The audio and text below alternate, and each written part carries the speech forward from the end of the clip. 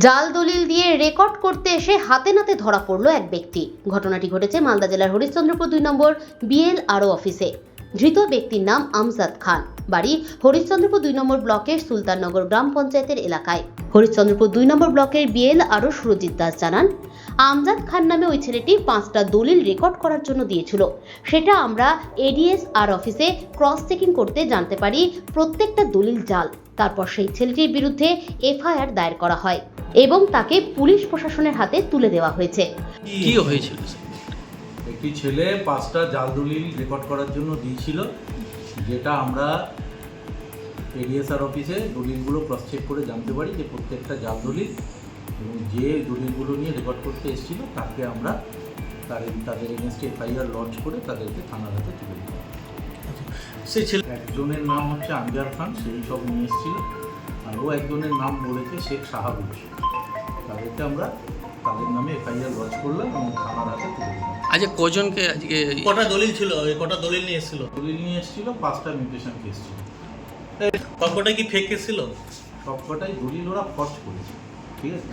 সমস্ত কিছু দেখি আইসি সাহেবের হাতে তুলে দিলাম, ওরা এসেছিল, নিয়ে গেছে। এবার প্রশাসন যা ব্যবস্থা নেয় নেবে বা পুলিশ যা ব্যবস্থা নেবে। স্যার কজন ছিল আজকে, কজনকে ধরা হলো? আমরা একজনকেই ধরতে পেরেছি, ঠিক আছে, তাকেই আমরা পুলিশের হাতে।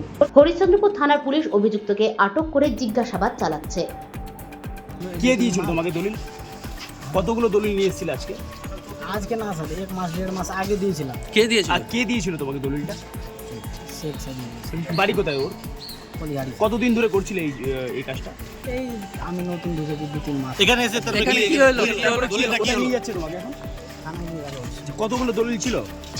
5টা দিচ্ছে।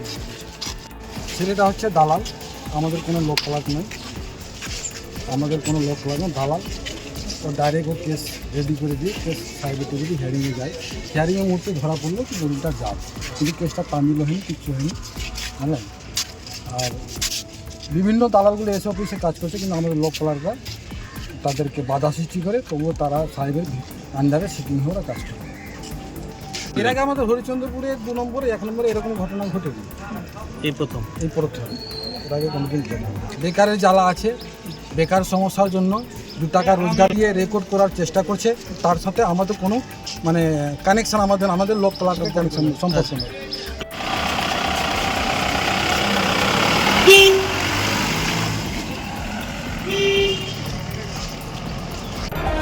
Bureau news Bangla.